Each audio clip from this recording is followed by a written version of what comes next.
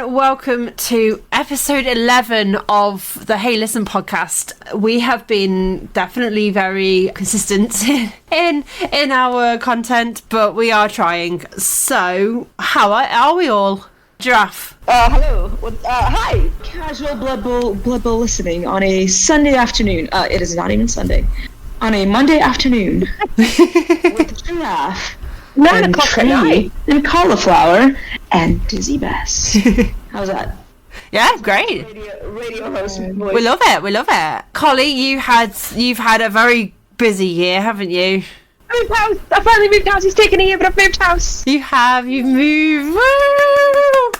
I've seen it, etc. We're still waiting for the girly sleepover. Really girly sleepover, but then Draft didn't come. I tried. My ears will make an appearance. We'll get part of you there. Sorry, it's a bit of a trek. But for anybody not in the know, Cauliflower has been trying to move house for the last, oh dear God, more than a year. About 14 months. It's been an experience, so super stoked for it that it's actually happening. We moved in at the end of November last year. Yeah, just in time for Christmas, which was amazing. Christmas is by the by. It was just in time for Dizzy's birthday. Yeah. It was, yes. And we got to make pasta. It was so cool, so much fun. We had some fantastic we had a fantastic time. We made lentil bowls, meatless bowls, and homemade pasta with a homemade sauce, and not enough garlic bread for Dana's liking. I mean, to be fair, there's never enough garlic bread. And then Tree's train got cancelled for Sunday morning, so that means she just had to stay till Monday. I mean, we just watched loads of Doctor Who, didn't we? We did, yeah. But then I made roast dinner. That was an incredible roast dinner. I will rave about Caulee's roast dinner for years because that was so good. Like, just the roast potatoes alone were life-changing. I genuinely think it's very hard for me to go to number one, but I think those might be top 3 all-time roast potatoes I've eaten. Yeah, definitely. I've never had, like, Day tried to recreate them because he was making Christmas dinner for his parents, and so he practiced and tried to recreate your roasties, Caulee. Didn't quite do them. He overcooked them ever so slightly and cut the parsnips. It was a bit too small, and then on Christmas Day didn't quite have the same oven as because it's a very small oven at his parents' house, so couldn't quite get it quite right on the day, but he gave it a good attempt. Who wants the recipe, join our Patreon. Recipe will be on our Patreon, which will be personally come over to your place and teach you how to make them. Listen, I would sign up for our Patreon if that's an offer. Right? I feel like that's the perfect charity giveaway, but it's got to be like a top prize. Yeah, it's like £1,000. Okay, but get a personal what if I go to someone's house and like they don't have an oven? That's good. Could you do it in air fryer? Only got a microwave and a freezer. Are you thinking of somebody in particular? Since naming no names. No, but I think it's less of owning the appliances and more of not being allowed to use said appliances in that regard. Nobody else obviously knows what a house like, but Dizzy and Tree do. When Andy was here, he kept trying to become to the other side of the island. It was like, stay away. Why? What was he trying to do? Who knows? The kitchen space. Get out. He was also like because the Caulee's kitchen is like sort of split a little bit with a beam, which like part of it used to be the outside of the house, and so there's a newer section. And he kept rubbing his head on the beam. It was really weird. He kept like reaching his head up. I don't know why. He did it because I told him not to rub his greasy hair all over my RSJ. He was trying to taunt me. No, it was fine. He didn't actually find anything on it. It was Andy taunting me, which I expect of him. We've dived straight into the podcast talking about Andy. This is probably an Andy day, mostly. I mean, it's hard not to. So, Tree, tell us a bit about how you're doing.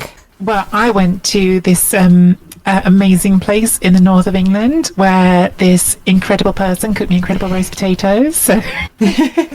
And what was it? 16 Yorkshire puddings? Oh my God. It was 16 Yorkshire puddings, wasn't it? They were huge!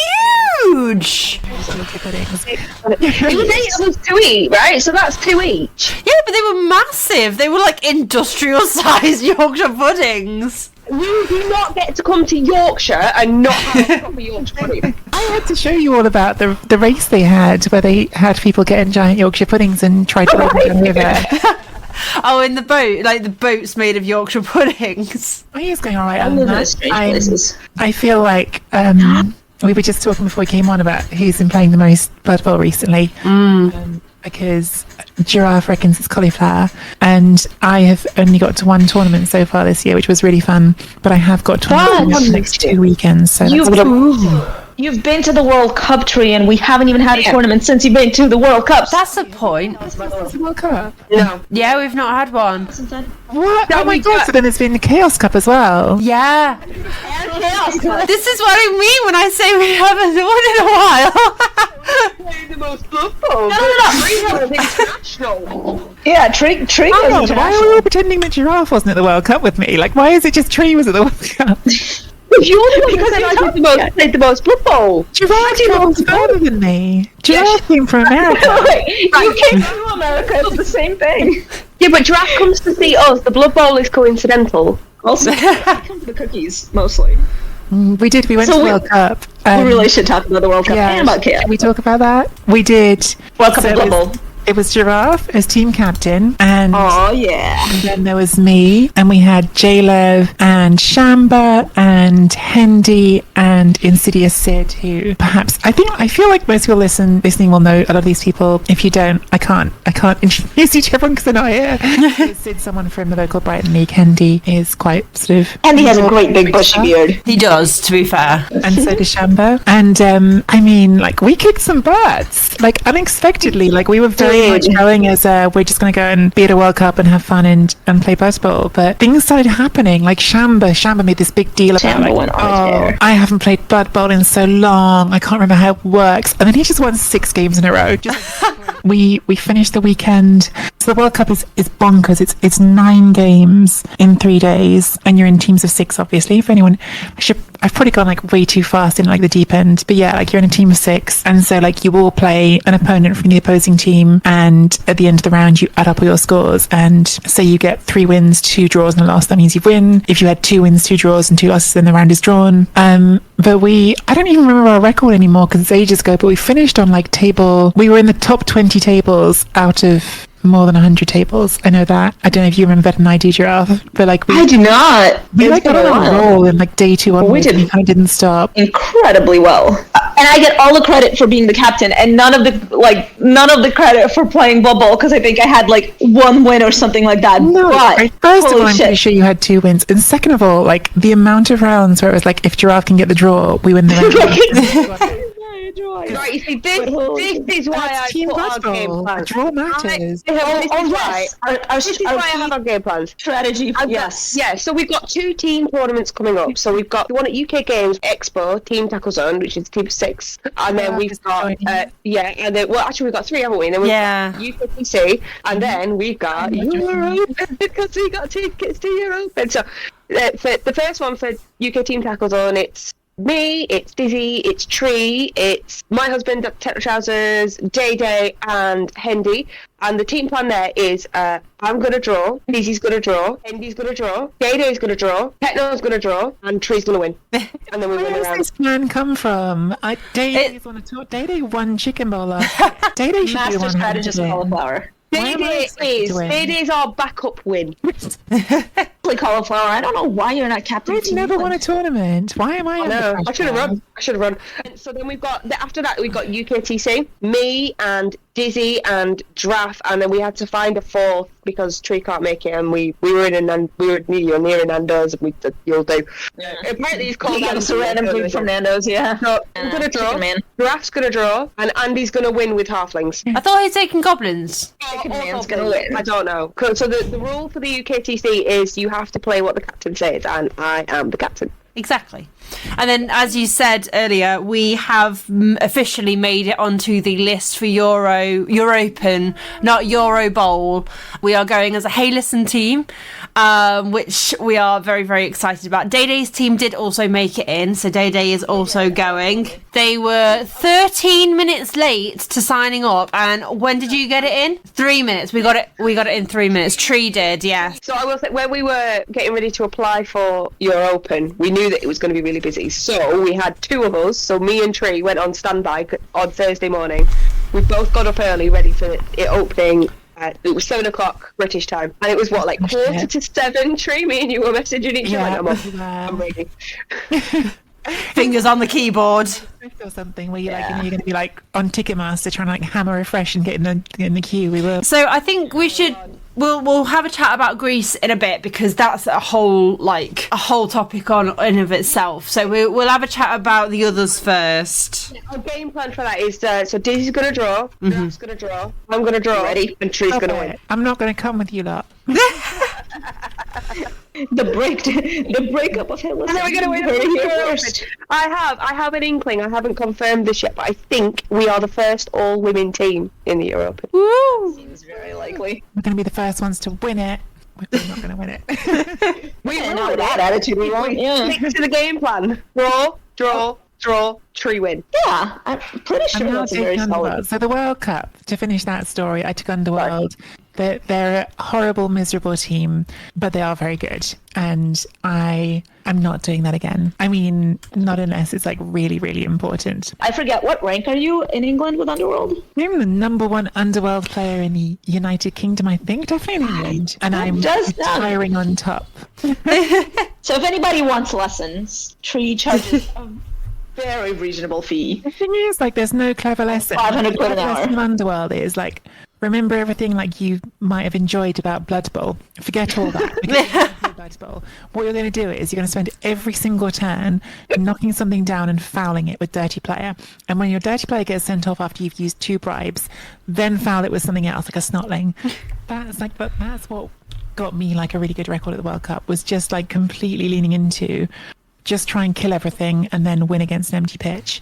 And Well, hated you personally. like, I mean, I'm exaggerating slightly. There were more than a couple. There were some games that were really hard and really good games, but there were several games that were just like not even games, because you can just wipe an opponent's team out with that strategy, with that team, because you've got a Mighty Bow Rat Ogre, a Mighty Bow Blitzer, and you've got endless foulers and bribes. It's really gross. I wasn't playing, but Caulee and I were at Water Bowl a few weekends ago, and it's the rule pack was very much favouring Star Player Bowl. Yeah, it was Star Player Bowl, and of course you had quite a few Underworld there doing that exact thing, but with star players added on top of it, so it was even more gross. I think we had bombers, we had dribble, and I forget what they're called, but yeah, we had.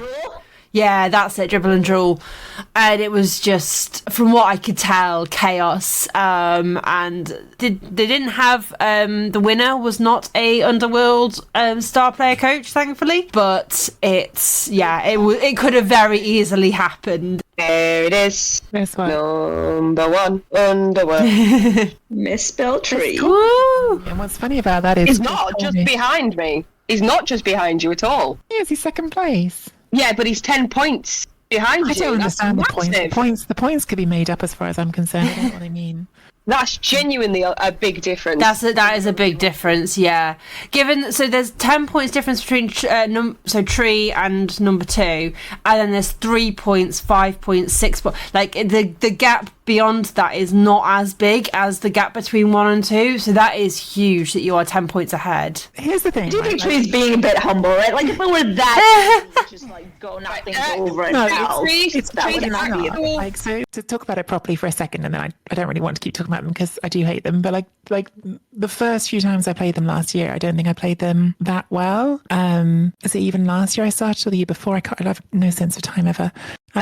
Your first tournament with them was the 18th of February 2023. Oh, there you West go. Coast Yeah. Quick. Oh, was it the first one I did? Okay, yeah. And I was runner up there, and I think I wasn't playing them that well. But like the things that you work out with them, for one thing, like be good at your one turns. And I will say, having watched the recent NACON tournament, my goodness, some coaches who you hear great things about and have big reputations do not know how to do their one turns. So know how to do your one turns, because they're very, very good at one turns, and those can win you a lot of games. I do think there's more to it than just fouling things out. I think the fouling out thing is like, I played one Norse coach who was one of the higher ranked coaches I played at the World Cup.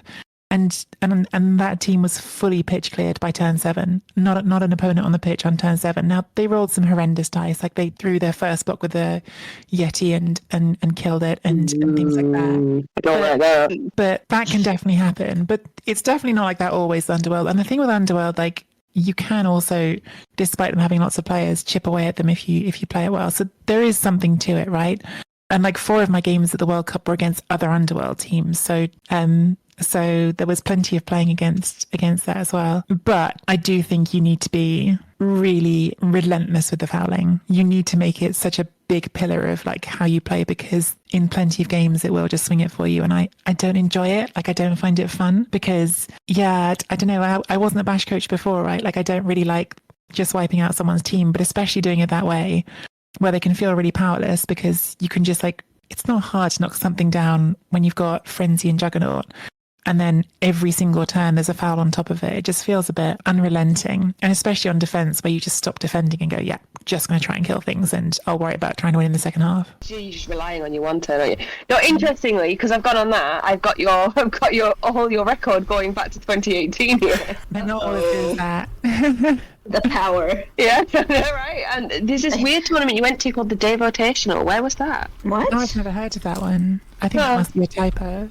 Yeah, it doesn't sound like a one I've heard of. Where was it? Where was it? It doesn't say where. It just says the Devotational. Yeah, I never heard of it. How to change tournaments names after people have registered. Yeah, That seems like false advertisement. You've done the same number of tournaments with Wood Elves as you have as Underworld. Well, I'm doing another tournament with Wood Elves. 2 Wood Elves in 2 weeks. Ooh. So what's brought you back to Woody's? Because you took a bit of a hiatus. Yeah, I can't stand. I couldn't stand the Underworld like fouling play anymore. I got really sick of it, and so I just went back to what I think is fun, which is elf shenanigans. I didn't love them at Chaos Cup, and I think Chaos Cup wasn't a very nice rule set for them. But I think some of that is also just like luck of the draw, luck of the day. I think I had some really rotten dice on day 1, which kind of ruined my enjoyment of that a little bit. Yes, I was about to say.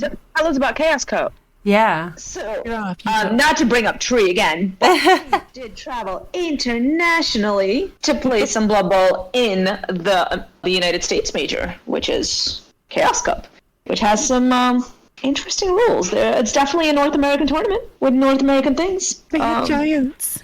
We had giants. Yes, giants. And I didn't play against a single giant, despite that. There are 200 people there, and we played 6 games, and I did not see a single giant. It was very upsetting. Did you play against any giants, Tree? I'm eating chocolate, but yes. To remember the memory. How was it? I mean, just the concept of your direction of that you're facing being important is just mind-blowing. It's a bit too much, isn't it? It's already enough to remember. Yeah. And then where it's tackle zones, what does it do? Why is that big thing standing next to my war dancer? Ah! I didn't have a war dancer. But I did take elves, which was a very strange experience. You had a really good tournament, didn't you, Giraffe? I had an okay tournament. No, it was not very good. It started out well, and then I lost some games. But it was definitely, it was new for me because it was my first pro elf tournament. But it was loads of I was fun. so excited to see you playing on elves, and we had like a little practice beforehand as well, and we were like talking about elf strats. It was fun. Yeah, you guys didn't see it, but Tree played with my undead, and I played against her. Ooh. Yeah, with pearls, and I've learned the wonders of the dagger. Yes. Yes. You remember that? Yeah. And then I immediately implemented. I was like, oh my god, I had my first DACA. Didn't quite work, but it did work. Did you have successful DACAs at Chaos Cup? It was successful. It wasn't successful in the sense that it all went completely to shit, but in the end, I did wind scoring at the appropriate time. So, it's one of those. Let's just. Yeah. Let's just pretend I planned all of that kind of deals. But it was definitely an excellent time. And I mean, we had Streamer House. I think did a live stream from Streamer House. You did, yeah. Tree, you did it, didn't you? So late. It was like nighttime in Florida, so how fun was Streamer House? There's lots of things that I'm not sure about in Florida, but the fact that we could have a lovely cheap house together and hang out was really, really fun. Funny place though, because it was, if you look at it on the map, it looks like it was 2 minutes away walking from the venue, but it's Florida, and that's against Florida rules that you can walk anywhere. So there was a fence So it actually had to be like either a 30-minute walk on a highway or a 5-minute drive. So we had Otter. Well, incidentally, not quite because of this, we had the lovely, lovely Darth Otter, who is semi-local, pick us up. See Otter! Pick us up. And his wife. It was, we had a great time. Otter was really sweet. I mean, you Runbad was really sweet because we met him at the World Cup. But yeah, Runbad was staying with us, and Otter was sort of chauffeuring us everywhere. And Runbad and I went with him and his partner as well to Disney, which was fun. Was that your first ever Disney experience? I went when I was really, really young, like as a kid. But I honestly remember almost nothing about it. Like I have pictures from when we were there of like my dad posing with Mickey Mouse, and I have this. Not you posing with Mickey Mouse. No, it's just my dad, not me or my brother. Like neither of the kids, just my dad with Mickey Mouse. That sounds about right. My dad, to explain my dad as well. Like my dad was like, honestly, people quite reasonably would make jokes about him being like Mario, right, from Super Mario, because he was like this very Italian with a big bushy black moustache, and I don't know how to describe it. Very Italian hair. He was very Italian. And he just looked the part, and like they're posing with Mickey Mouse. He's like doing his little like. Wait! But he must have been very tall. No, he wasn't tall at all. My mum's side of the family are already tall. My dad's side is Italian, so not that tall. Said the word Italian a lot in the last. But the only thing I remembered as a kid, like honestly, because I was a super fussy eater as a kid, I wouldn't eat anything, and the only thing I remembered about Disney World, honestly, you'd think I'd remember Mickey Mouse or something. All I really remember is that someone gave me a churro, and I'd never had a churro before, and I was like really suspicious. Yum. And I was like, oh, this is delicious. So that's my main memory of like childhood Disney. That's a worthy memory. So I've never been to Disney World, but I've been to Disneyland a couple of times. Yeah, I've been once, but I went when I was a teenager, and I went as part of a trip. So I was 14, and basically the adults were like, as long as you're in groups of more than 2, meet back here at 6 at night in the evening, just go. And so we would we had free reign of the entire park with no adults to tell us yes or no to things, which was amazing. Yeah, because it was part of my music centre, and we went and played on the stage in front of Cinderella's castle first, or was it Sleeping Beauty's castle? I think it was Sleeping Beauty's castle. We went and played on the stage, so but we weren't allowed to play any Disney music, so we were there playing like the Magnificent Seven. I think Shrek's Dance Party came out, and a whole bunch of other random tunes, but none of our Disney stuff, which I kind of understand because they have like a standard of how they want their music to be played, but at the same time, you're in Disneyland. Like you want that to be what you're playing. But yeah, so we did like a little concert at like, I think it was like 9:30 in the morning, and then yeah, we had full reign of the park. But as we arrived, because we were allowed backstage, as it were, we weren't allowed. There were very strict rules on what we were and weren't allowed to do. So like if we the example they used for whatever reason was Donald Duck taking a wee on the fence, and it's like, of all the things you could have said, someone with the head off or out of costume, you're not allowed to take pictures of it. But for some reason, the adults said if you see Donald Duck taking a wee on a fence, and it's like, why? Why would that ever be something we see? It's it was very bizarre. But yeah, I can understand why they had the rule, but the example was just hilarious to us as teenagers. You can imagine how we reacted. But yeah, so yeah, that is the only time I have ever been to any form of Disneyland or world. Never been since. We went once when I was about 11, I think. Was I that young? No, I was a lot younger than that, actually. I was in about year 3, so that would 7 or 8 or 8 or 9. Yeah. And yeah, I do. I remember a reasonable amount, actually. I remember the chalet that we stayed in. I remember that we taken the ferry over and we drove there. My dad missed the turning. So in the middle of the motorway, just outside of Paris, he's doing a U-turn. And 3 times. Oh no! That's amazing. Oh, how was the jail cell? Coming through. We did eventually get there, so that was good fun. I remember queuing up for ages to get a photo with Minnie. Aww. And I had an autograph book. It was just full of them. Yeah, it was great fun. And I remember being like all excited. I'm going to go on Space Mountain. Thinking I was this great big kid. And then we got there, and I was too little, and I'm like, oh no. What a shame. I can't go on Space Mountain. You like roller coasters?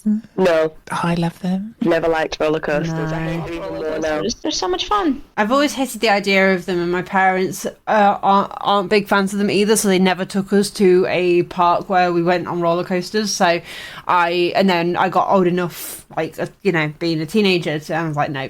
I'll go on the Pirates of the Caribbean, I'll go on It's a Small World, they're fine. Like, water rides, I'm completely fine with, but roller coasters, no, thank you. I don't mind the twisty turny roller coasters. It's the up and down roller coasters. I don't like that feeling when you drop. Oh, I absolutely love. Well, so I used to absolutely love roller coasters, but they're kind of based on this premise that they're absolutely 100% safe, right? That's the thing that I have an issue with as well. Yeah, I went on that premise, like on blind trust of this premise that of course they're completely safe, and the whole point is that it's like the simulated fear that's not real. And then I looked up statistics and like, these things are death traps. Have you seen that? There's a video. Injuries all the time. Have you seen, there's a video of this, it's like one of those travelling fairground rides that like spins round and round. But the whole thing is rocking back and forth because of the wind. And there's all these people come running up and like grab the front of it to try and keep it steady. And because of the way the ride is, they can't just automatically stop it because everyone will go flying. So they have to like keep going round while this thing is like leaning backwards and forwards. And oh my, no, I as soon as I saw that, I was like, any doubt I ever had is just fully confirmed now. Never going on anything of that nature. But yeah, I'm excited about it now. We've kind of strayed quite far away from Blood Bowl. So shall we bring it back to the whole, we are going to Greece. It's official. I'm excited. Yeah, we have our game plan. Yes. But it was actually, how mad was the registration process this year? Blood Bowl is freaking popular. It's so popular. I mean, we got our registration in, as we said, at 7:03, opened at 7. By 6.5 minutes past, I think they'd already got 45 teams registered, they said. They had like 50% of it, yeah, by that point.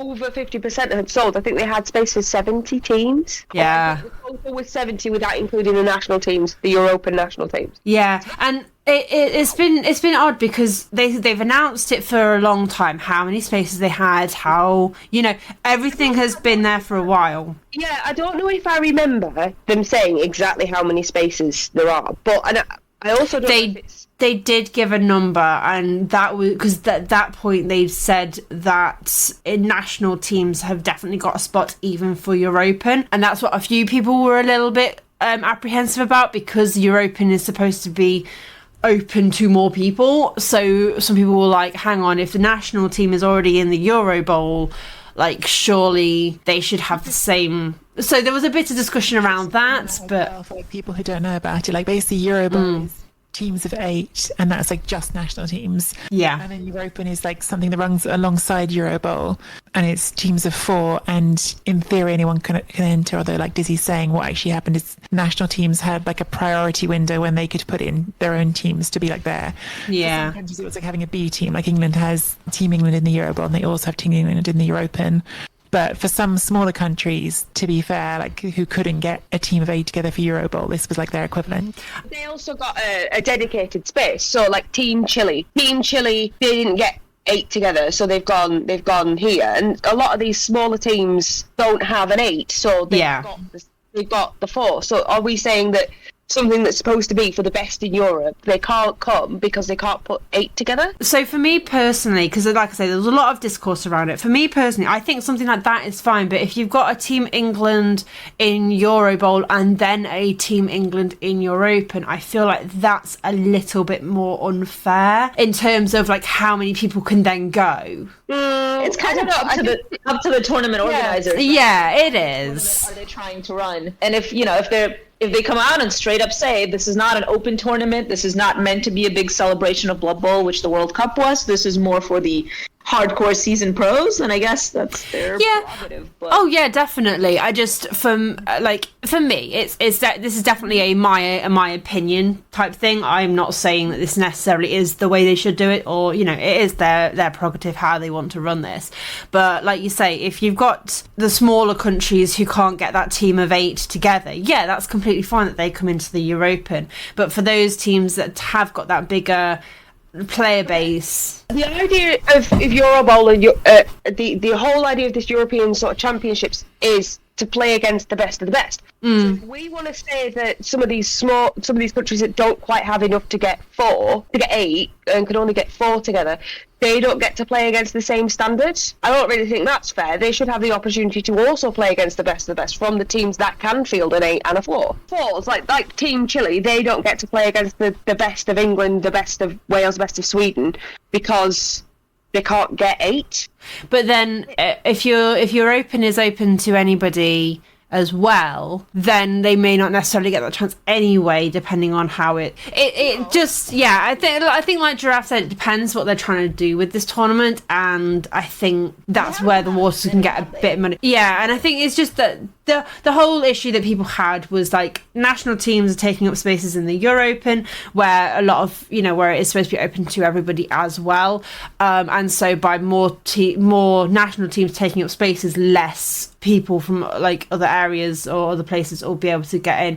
So that's where the big discourse is. And so it's like, do they want the Europen to be open to more people, or do they want it to be for more national teams?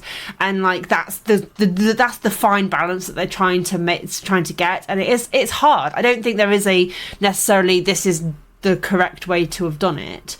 Out of 94 team slots in Europen, the national teams take 20. It's a little more than that. I was just counting it, but I've just counted. It's 94 teams, and I've counted 20. Be careful that you're not counting the ones like Team Wreckmate. I'm sure it's more. Team Gonzi. 8, 9, 10, 11. Team Wreckmate? Are you looking at the I think it's like 23, but I mean the point still stands.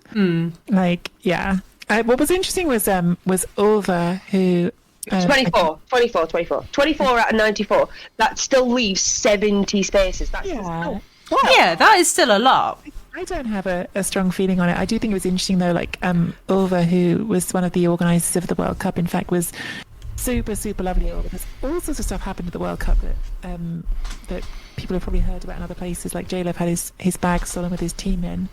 And Ulva, who was one of the organisers, was just unbelievably like kind and helpful and really went out of his way to try and help J-Lev and help our team to be able to keep playing. But I saw him posting in the Europen Discord, because he's involved in Team Spain, and saying Team Spain like made a deliberate choice not to use their Europen spot because they were like, well, we've done a Eurobowl team and like we think that's enough. So like he said that. So like people have different opinions on it. I honestly don't have a super strong opinion on it, but it's definitely been a thing that some people, I think, because of how it's gone, because lots of people who registered haven't been able to get spots, because Blood Bowl is so popular at the moment, or at least these big international tournaments seem to be. It's just like people are upset that they didn't get in, and understandably they're like looking for targets for that. I started looking at the list of teams, and when I went onto the Eurobowl teams, they've put everything in alphabetical order. And I was like, oh my god, Greece aren't playing in their home Eurobowl. They put them right at the bottom. Wait. It's because they've got the Zeus teams. Okay, got it. Yeah, like I also don't have like a majorly strong opinion on it. It's just that that's what the discourse, I think, that from what I could read from it was. But they have announced it for a long time, so it's been like public knowledge for a while that this is how they were going to run it. And then it was only when people started registering that people started really like complaining about it. And it's like, if you do have an issue, you probably should take that up earlier, like when it's originally announced, rather than when it's starting to affect you. I think, because I'm quite new to Blood Bowl, and I don't know if it's just that I'm very used to tournaments selling out. NAF C sells out in an hour. Throat sells out in 30 minutes. The Bang Average Chicken Bowl will sell out when in a blink of an eye. Eventually go on sale. It will go in 2 minutes before the start. Yeah, sure. Yeah. Sure.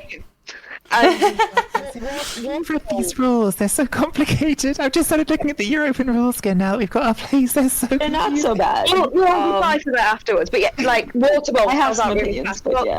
Welsh Open sells out really fast. I'm just used to the fact that the tournaments that I earmark as wanting to go to are going to sell out really fast. They're popular, and as such, I prepare for that. UK thing. Yeah. Easily. Me and Tree were up at 6:30 on Thursday to get ready to register for this tournament because we wanted to be there. If you want to go that badly, you need to prepare. Yeah. Day was telling me about what it used to be like and how quite often you could just rock up to NAFC and there'd be a ticket available for you, or you know, and like these things did not sell out as fast as they used to. Like I don't know if NAFC was the one he used or not, I can't quite remember, but that was one of the big ones. But like Water Bowl, there'd probably be like a couple of tickets available still that you could still like pay for like weeks after the initial point of registering and stuff. Like it was very much not this mad rush that it is now, and that's just a testament to how much the game has grown. But you need to, as a fan, as a player, as a, you know, somebody who wants to go to these things, you need to now move with it. If you really want to go to these things, you have to get in as quickly as you can now, or the tournament organisers need to prepare for bigger ticket sales than maybe what they're expecting. That was the one thing that was opposite on World Cup, and I think it's going to be such a challenge for the next World Cup, honestly, because actually, like, we did the opposite. We were super uncertain. It was only Giraffe sort of deciding at the last minute. She was just like, I'm doing this. We're having a World Cup team. And then, like, basically corralling us all in a day. She got J-Love in, and then I said yes, and then we were like running around trying to see who we could get to make a team. But that was because they kept expanding and expanding, because they'd founded like a massive venue.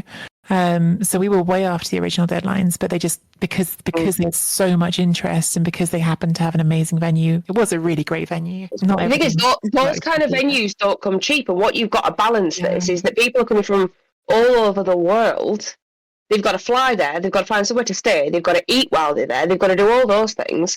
You can't make it too expensive, otherwise people aren't going to be able to go. And if you can't make it too expensive, you can't make it huge. That's something Andy's been wrestling with for his tournament this year, hasn't it? Like trying to work out what's an appropriate price point. And I worry with Andy, like he wants to give out all sorts of fun freebies. And I don't know if it's just because I've been to a bunch of tournaments and so I've already got loads of freebies. I'm like, Andy, don't worry about the freebies. People just want to like be at a tournament that's got you there and has got fun games of Blood Bowl to play. Yeah, I think because sometimes, you know, what if you book a giant venue and nobody shows up and now you're out all this money too? So although that's not a thing anymore. That's not a thing anymore, and it is. They always sell out. The World Cup was always going to have really good attendance. Eurobowl was always going to have really good attendance. NAFC always sells out. Thrud always sells out. You could easily get a bigger venue for these things and still come. NAFC does need a bigger venue because that was all gone in no time at all, and that's like a national big tournament. Yeah, I think. But also, I think we're again making the assumption that that's what they want. Maybe the goal is to have, because I think people really want to have these like best of the best, cream of the crop tournaments. Yeah. There's two types of tournaments. Like everybody's welcome. We're a Blood Bowl. We're a welcoming community.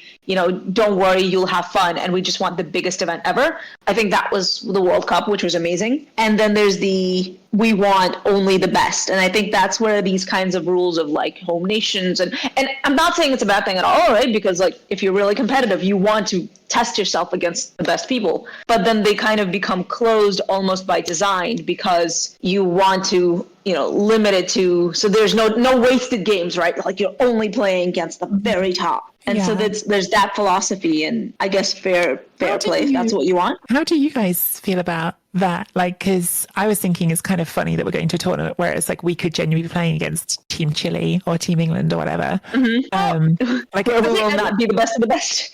I think it's a bit tricky. The thing is, not everybody can be the best of the best, right? It's only ever going to be those top few tables that are the best of the best. But you still need to fill the other tables with the average Joes. Yeah. So I don't know if they necessarily see that as you need to, right? I think that's one point of view is that we don't. If everybody's the best of the best, then nobody's the best, right? Someone's got to come last. Yes, someone's got to come first, someone's got to come last, and that's okay. It's okay to want to be the best at something. it's okay to work really hard and train really hard and be the best. We have the Olympics for a reason. We have World Cups in all sorts of sports for a reason. We have the World Series in baseball, so America can be the best in America. Excuse me, or Canada. Why does everyone always forget about Canada? I'm so sorry, but the point is that they booked enough space to be able to fit plenty of people so that they can still share Blood Bowl, but it's only going to be the top. It is what did we just work it out? 94 teams, so there's going to be 50 tables. The top 15 to 20 of those are going to be the ones all vying for the top. The bottom 5 to 10 of those are just going to be people that are having a good time, and then in the middle, it's kind of in the middle. That's always going to be the way. It doesn't matter where you go. It's the same at NAFC, it's the same at Waterbowl, it's the same at UKTC. Those top tables are always going to be wanting to be the best of the best. And then there's sort of like a line. There's a line there. You get the people that are really try-harding to go and be the best and win, and then you get people that are just doing, I'm going to 2+ my way through here on 6 notches and win. And that's fun. Yeah, I think Good beer while you're doing it. Enjoy other things, but I think Giraffe's right too. Like, there are some tournaments now that are just like specifically about you want to be catering to like the try, and that's fine, right? Like if you want to have like tournaments to do that, like just amongst your sort of try hardiest people, I think that's totally legit. Well, a lot of people see NAFC as the big one to try and win because it is the championship, or as some people say, it is the one to win. And I think that's where the difference between maybe Eurobowl and Europen comes from, is that like people see that Eurobowl is the one where you go to try hard and Europen is the one to not try hard. I don't know if everybody sees it that way. So like, yeah, I think it's interesting. And I think that also brings it back to the point of like putting national teams in Europen. If you're going into Europen not seeing it that way, and then there are national teams in there who are try-harding, it's like, how does that fit into what,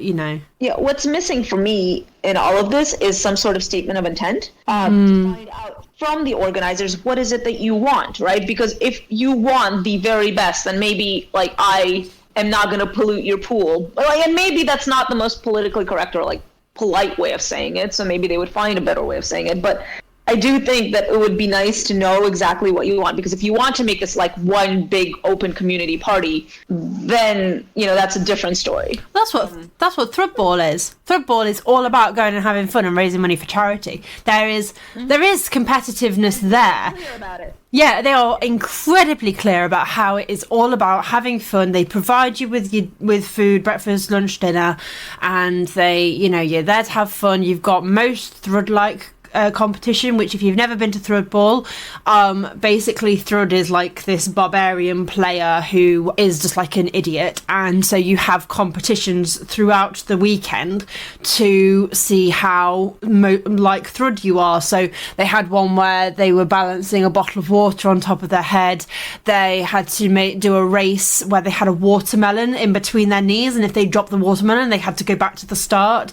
Just like things like that throughout the entire weekend. And it's just a bit of fun. You do camping and it's all for a laugh. No one really cares about who wins, really, but some people care. Definitely not last year's winner. Not naming any names, but yeah, so like tournaments like that, very, very open. We are here to have fun. We are here to have a laugh. We're here to raise money for some great causes, and they're very clear about that from the beginning. Throughout the whole weekend, you're always reminded that it's just to have a bit of fun. And like the people who are at the bottom, you don't necessarily have to play Blood Bowl because they have a secondary game which Glowworm has set up called Dyramip. It's pyramid backwards, basically, and he's created like this whole other game that you can play if you are in the bottom set of tables, and it's great. It's so much fun. I definitely recommend going to that. You could like not play Blood Bowl if you're not having a good time and your opponent agrees. That's wicked. Yeah. So the bottom 4 people who agree, like you have to agree to it. If you don't want to do it, you don't have to. And so Glow just goes up the tables to find somebody who will agree to play it. But it's a great game. It's a really, really fun game, and it's a really nice like icebreaker. If you are down on the bottom couple of tables and you're feeling a bit low, you play this other game instead, and it's like, yeah, this is just a bit of fun, bit of silliness. Because Blood Bowl can be miserable sometimes. Yeah. I think all of us have had at least one experience of Blood Bowl where you just start feeling like really shitty and you don't want to do it. So Yeah. Sorry, I went. Casualties and then the snotlings wouldn't die. Yeah. Then. Goddamn Volcaggio. Right, do you know what's horrible? I'm sat here and I'm whinging about the game, and it was the most fun game, except the snotlings wouldn't die. What game, Cauliflower? It was Norse Snotlings Water Bowl. At Water Bowl? At Water Bowl.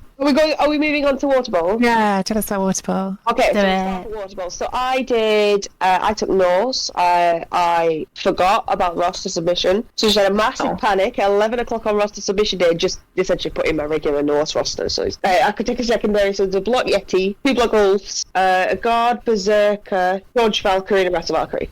So nice. Pretty standard, pretty expected, but no star player, right? Absolutely no star player. And can sleep well at night.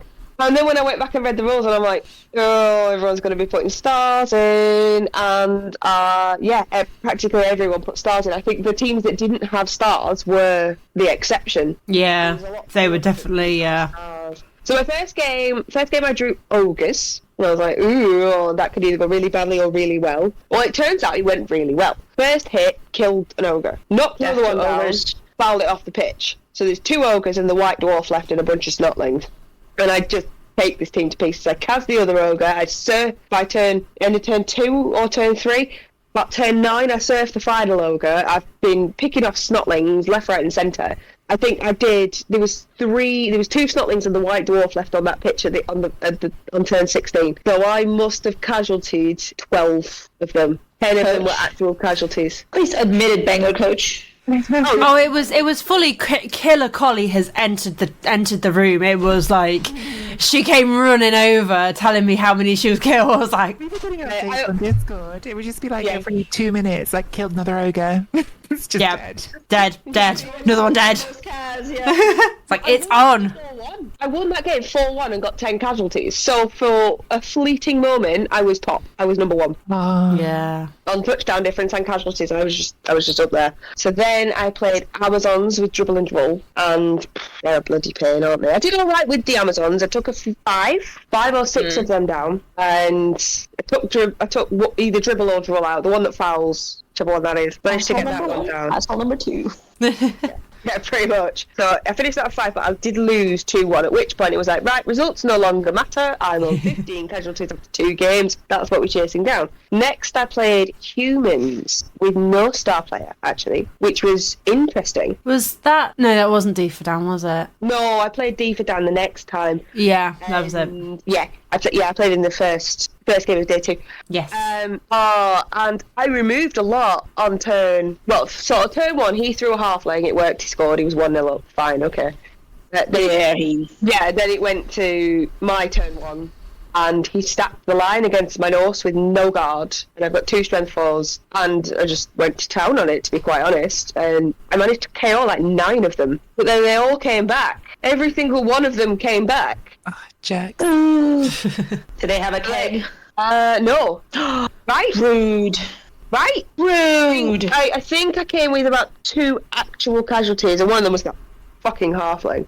I got that down. And so I finished 1-0-2, but I was like 16 or 17 on casualties. I think it was 16. We thought you I were was going to win. second. I was second. Hopeful. Yeah. Was it the dwarves who were just ahead of you at that point? Yeah, there was a dwarf team that was just ahead of me by about 2 casualties at that point. Yeah. It was like, There was definitely a Discord cheering section on the side. Yeah. Well, after every game I was running up, I was kind of sat there with care entering the results, and I'm like, how are casualties doing? How are the casualties doing? So I'm still entering them. I was like, this is the only way I'm going to win anything. But then... So I started day 1 strong, and then I went into day 2, and I played D for Dan's Renegades the next time, and that was a fun game. That was a really fun game, and he's a lovely guy. He runs NAFC. He does, yeah, he does. He runs NAFC. His little boy was with him. He was such a little sweetheart.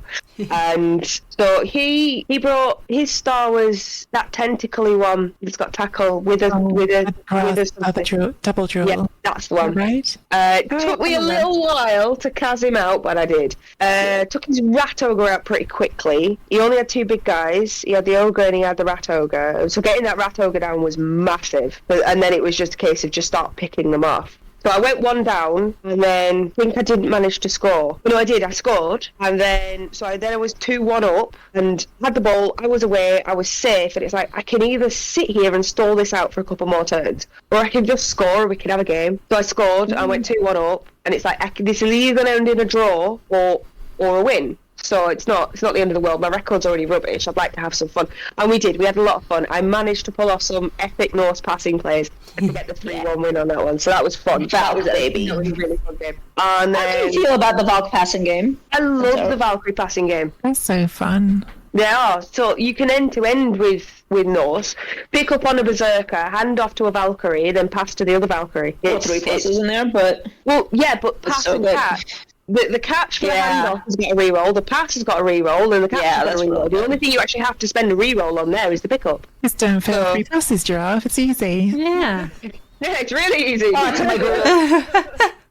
We've all been burnt by that one, I think. Tell that to my ghoulies. Sobs in skink. So yeah, I think it works really well. Obviously, sometimes it doesn't work because it is a 3+, not a 2+. That's stinking else. But I really 2 pluses. Don't worry. So yeah, that was good fun. And then so I was kind of lagging behind on casualties then, and then I drew snotlings, and I'm like, I could just pound on snotlings and they'll just die. Except they didn't die. So I think I got one. I see that. Right, I think I had 1 casualty that whole game. So I played Vocajo, who's wonderful guy, such a sweetie. He laughs, he chats, he makes it a really fun game, but that coconut he's got can get in the bin. When he's got an important role, he's got a coconut that he uses as a dice cup, and he will throw the dice into the coconut, rattle it around really loud, like it's something from Monty Python, and then slam it down, and it works every time. Oh, hang on. I know, right? That coconut. A magical coconut? It's a magical coconut. It's from Monty Python, you see. A magical coconut? Yeah, so the bomber did work. He had Varag and he had Ripper, and it's just like I just can't. And I lost that 2-1 actually, because the one that I got, I just went fuck this shit and dodged through a lot of places with my 3+ long snotlings with dodge, and that actually works really well because they don't add to the tackle zones. And then the last game was against dwarves, and I think I killed 3, which felt really good. The only way I can win most casualties now is if I pull some sort of undead team, kill them all, they all kill them all again, and I kill them all again. That was disappointing. The snotlings ruined it. It's very disappointing. That's such a shame, because like when you drew the snotlings, I was like, oh my god, that's the perfect draw, because she's trying to get casualties. Like that should be the one which can make it easier for you, but it's always they never die. They never die when you want them to. I've played like snotlings 3 times. I think twice I've lost to them because they wouldn't die.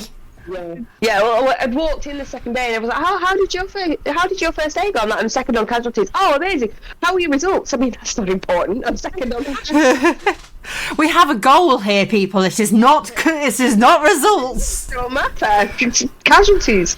But that's part of the thing with Blood Bowl, isn't it? Is finding what you're playing for, and if it's casualties, then it's casualties. Yeah. I remember talking to Danny Player 1 during the World Cup, and he's also really lovely person. But I played him at Chicken Bowl. Oh, did you? He's lovely. Yeah, no, he was going for most touchdowns because he had pro elves, and he had the same thing. He's like, I don't care what stall, why stall, I just score. So, you get results. I think that's the best way to make tournaments fun, isn't it? Find what you want to get from it, right? Play your first game and then see what you're doing. Yeah. If you get 10 casualties against ogres, maybe set your sights on most casualties. If you get a bunch of touchdowns, maybe go for most touchdowns. It's find the way to make it fun for you and set yourself a goal, and you'll have a great time. Yeah. And if your goal is to foul 16 times per game, go fuck yourself.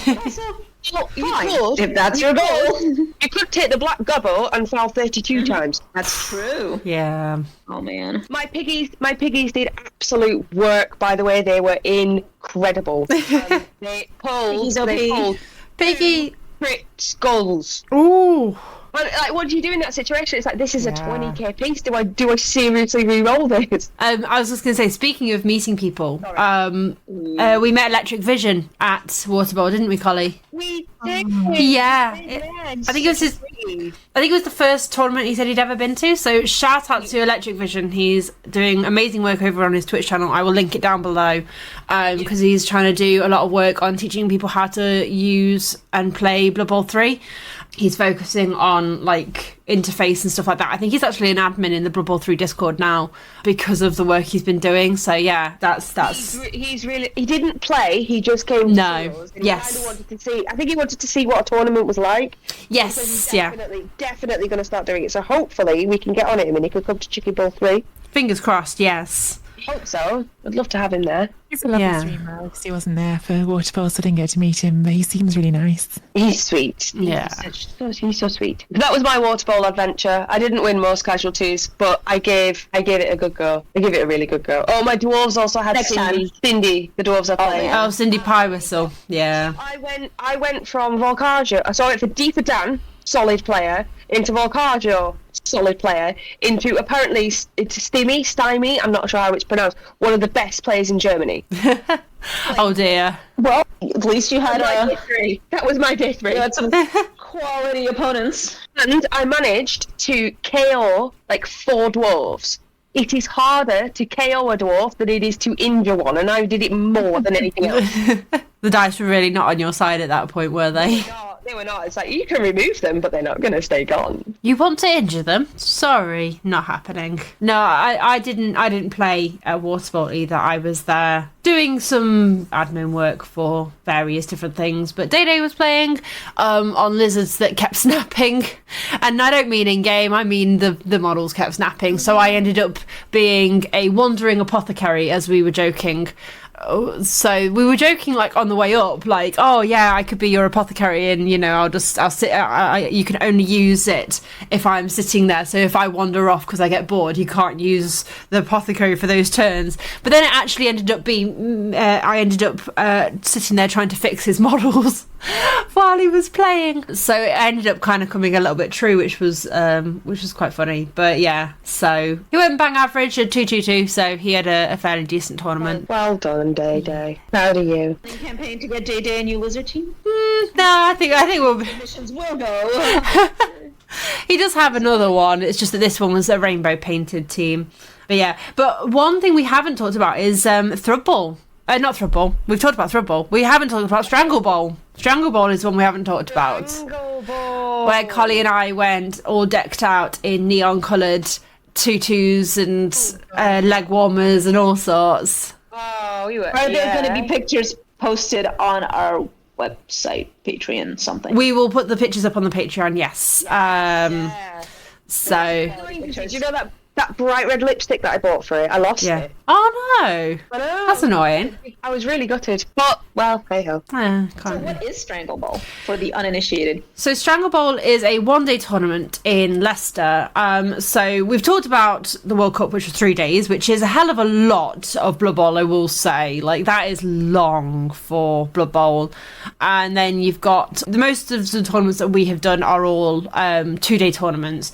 But Strangle Ball is an example of a one-day tournament where you're just there for that Saturday or Sunday. It's usually a Saturday, can sometimes happen on a Sunday, and they have a special rule of a star player that you can use. Not every one-day tournament has special rules, but Strangle Ball has team. Yeah, so whoever loses the kickoff gets to choose if they want the champ or is going to give it to the opponent. The champ. The champ. Yes. Yeah. And he's got like special rules like strangle, because obviously it's Strangle Ball, which is essentially a stab.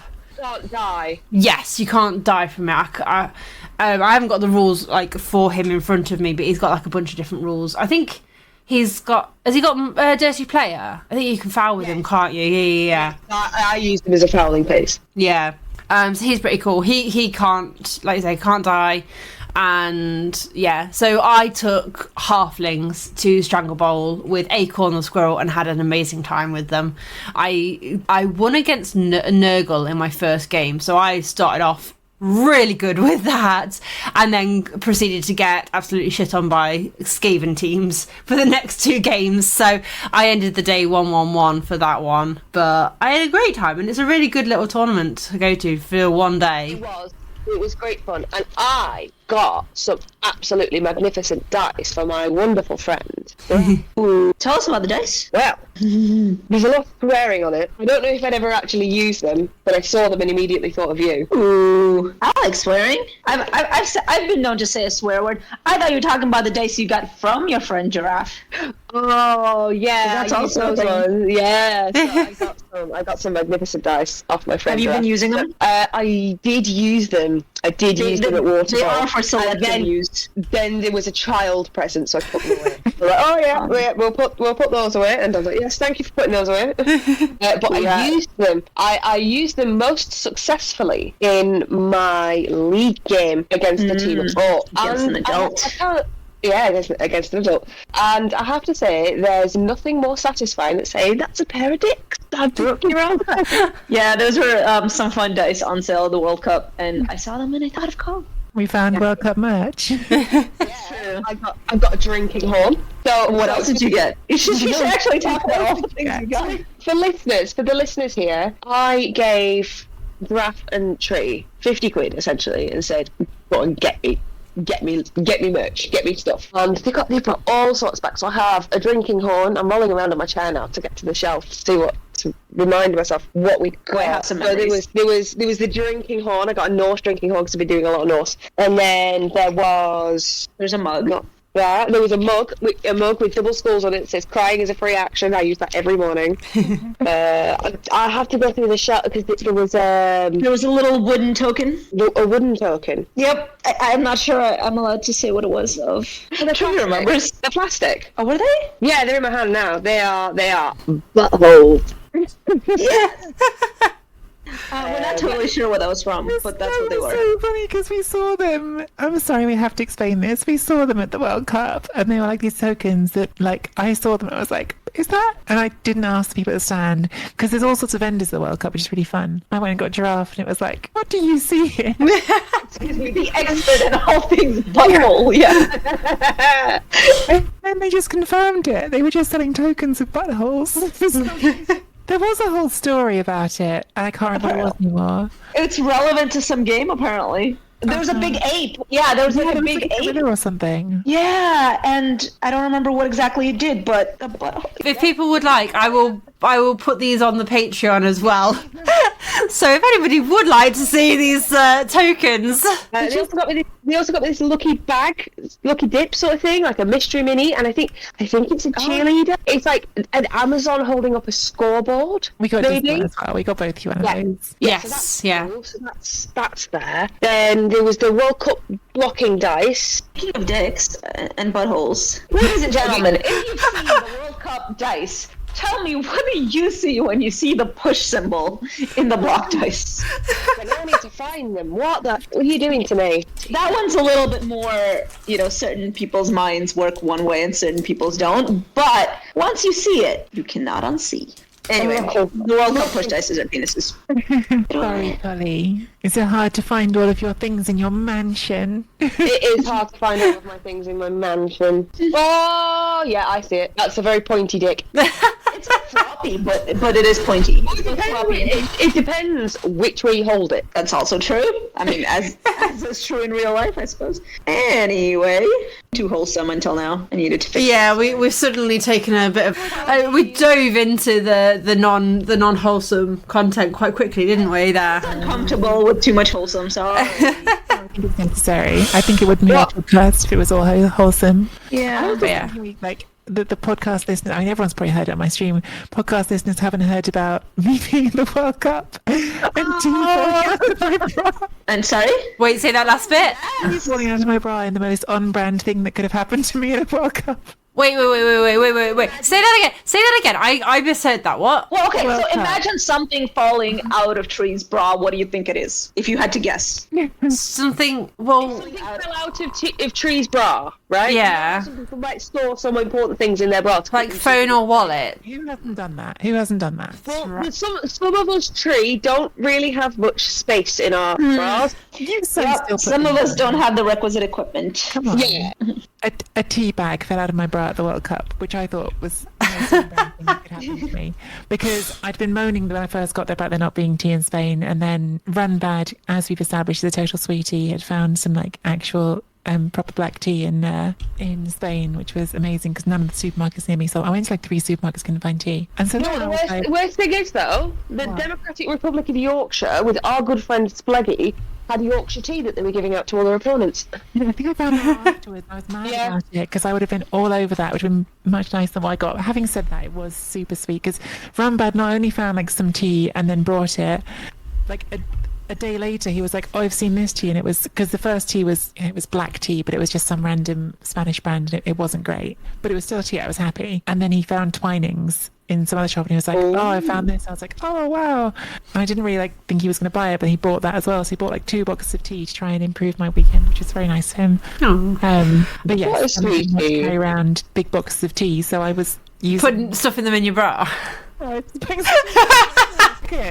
And it was hot. It was Spain, right? You don't want to be carrying around lots of stuff. So I'm gonna use that as a segue. Speaking of handing things out at tournaments, we are planning on gathering some bits and pieces to hand out in Greece, aren't we? Mm-hmm. Yeah. So can we crowdsource ideas? Yeah, if any of our listeners have any ideas of any merch or easily hand-outable items that we could procure to get the Hey Listen logo on, please let us know. Send us your ideas on Discord, Facebook, Instagram, wherever this goes out. What I'd be curious to hear from listeners is like, what are like the favourite things they've been given at tournaments? Because that's a good idea. For sure, like I think we've talked about this before. Like Dizzy was definitely saying this the other day, and I've talked about it with Black Hawk Down before. Like it's obvious, like you think, oh, maybe get some dice with like Twitch logos on or whatever. But everybody has so many. Everyone ends up with too many dice. Is the one problem with dice, right? Like everyone who plays Blood Bowl for a while and goes to tournaments ends up with too many dice. So like, what are fun things you could give out? Or what are fun things tokens that aren't dice? Tokens. You can never have too many tokens. Tokens are always good. So one token I've heard about that I actually haven't considered and is a really good idea is star player special abilities. Oh, well, what about a weather token? A dice for weather. Mm-hmm. Yeah, that's always dice for weather. So like dice that, what is it, 12-sided dice or? But it doesn't need to be a 12-sided dice. It just needs to be sweltering heat, really sunny, pouring rain. Nice. They're not all the same probability, right? But No. You put it next. Oh, you put it the weather up. Yeah. You don't use it to roll. You use it to highlight what the weather is. Yeah, that's cute. Yeah, I like that idea. That's a nice one. I think I saw someone using it at the World Cup. He wasn't giving them out. Not the World Cup, sorry, a Chaos Cup, which I'd never seen anyone do before, and which is like a good idea. Was someone had like a blitz token, so whenever they said they were doing a blitz, they'd put the token down in the square they were moving from. Because I love when say they're blitzing and then forget how many squares they moved, where they came from. Yeah. And like, I've never had a token like that, so I've never used one, but I did think at the time like that's actually like a good idea, and more people should do that. Yeah, we should think about tokens. What about? Who has any ideas? Help! I've just had an idea of like bee cheerleaders. Like not as a token, not as a miniature, but like as like a little stuffy toy or something like that. Like Collie's got a little goblin. I do. I got it from Duffins. You did. I was very jealous. These goblins, and I want one. He is very, very jealous. I'm going to keep playing Blood Bowl into like my 80s trying to get one of these. Duffins is coming to Water Bowl. Wouldn't it be a shame if one of us got another one? Just happened. Not Water Bowl, UKTC. Oh, I can't go to UKTC. I'm married. Okay. See, okay, think about it. Wedding for your friend versus the opportunity to get a crochet goblin. I'm not going to name names, but one? at least one person has told me since I said this that they have lied about not being able to go to a wedding when actually just wanted to go to a Blood Bowl tournament. So it's not me. I just said I'm going to Blood Bowl. Sorry. Still very impressive. Well done, whoever. The weekend of Blood Bowl, my husband Techno wanted to invite his brother around, and they were going to do some hobbying basically. And we were there, and his wife turns to me and goes, "Oh, what are you doing that weekend? Do you want to do something?" I was like, "Oh no, I'm going to play. I'm going to play with other people, right? I'm not going to play with like my brother. That's lame. I'm going to go play with other people. Nerds." Yes, definitely Blood Bowl. Not lame. Very not lame. Well, I'll never forget. The coolest thing you can do. Exactly. So I got my husband I got Techno a 3D printer for Christmas. And one of the first things he printed was a Starship Enterprise. I don't know what. Rick asked me what kind of Starship Enterprise it was. I have no idea. It's just a spaceship. And when he managed to print it, and he managed to get all the supports off it, because it collapsed a couple of times while he was printing it. He came in pretending to like making the noises with it. I'm like, my God, will you go away? I'm trying to play Blood Bowl. This picture of the idyllic Techno Trousers household where everybody's just playing with their toys and making noises, and it's beautiful. It's such a nice house. You have to come over, Giraffe. Yes, you do. I want to. I definitely want to. I've got a bedroom for you. It's like Zoe and Wash, really. Anyway, what? I didn't catch that at all. Sorry, Firefly reference. Oh, Zoe and Wash. I hear it now. Yeah, right? A little bit. Where Techno is a leaf on the wind. Oh no! That's what's gonna happen to Techno now? Well, it was nice knowing you. Oh dear. Wait, do I remember correctly that Tree has still not seen Firefly? I have not. Okay, well, next time you will come over, we'll camp out in the living room, we'll all watch Firefly. I was going to say, ladies, Yes, this shall not stand. it is, because Buffy the Vampire Slayer is also on. So it will be, yeah. Yeah, it's also on Disney Plus. I had a hilarious discovery on Disney Plus this last week where I realised, this is embarrassing because I've had Disney Plus a while. I've been parent locking myself. No. I didn't realise that there was like an age cap on Disney Plus, and I've been like set at like only like stuff for 14s and unders. So like I didn't realise they had like movies and stuff on there that are like actual adult movies. Yeah, this is normal. Toy Story, Moana, right? all that. This is fine. Yeah. Then Predator.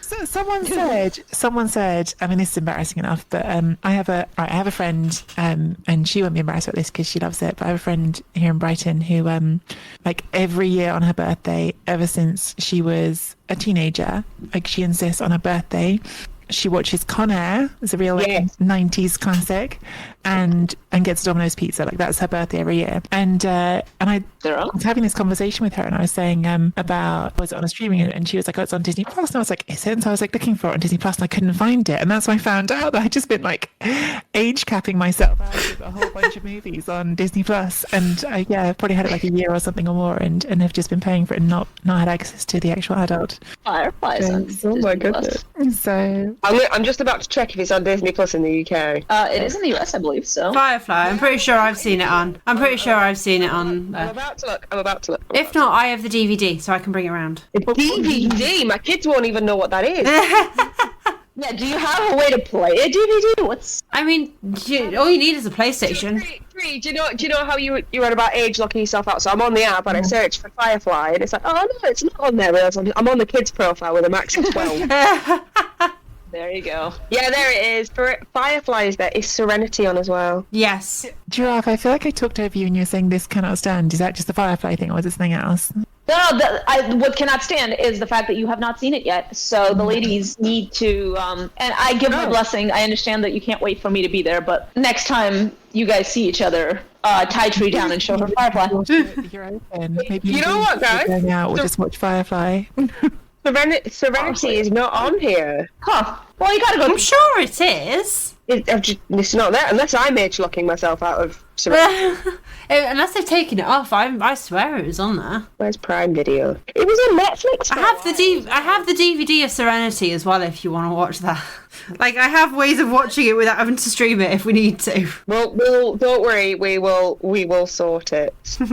So yeah, we've been very busy going to quite a few different tournaments. There are so many we still haven't actually spoken about on this episode, but it's getting long enough as it is. So do we have any future projects coming up? Does anyone have anything they'd like to advertise or talk about really quickly before we go? I don't know about advertising. It's not really my project, but like I'm doing a few tournaments coming up, and there is this thing called the Southeast Tournament Series. So if you're in the southeast of England and you haven't heard about that yet, I just want to recommend Blood Bowl Southeast Discord has been like really, really great for coordinating events down here, and they're trying to do this series of tournaments where like if you compete in 5 through the year, then you get to go into this overall standings and they take your best scores, and and it's a really fun idea to sort of get things going. And I've got a couple of those coming up, and definitely just if you're in the southeast of England and you hadn't heard about that, Becca's done an amazing job with that Discord. So I have a thing. Well, this is more of a putting this out there in the universe, and then we'll see what happens. Jayleigh and I have been considering making some sort of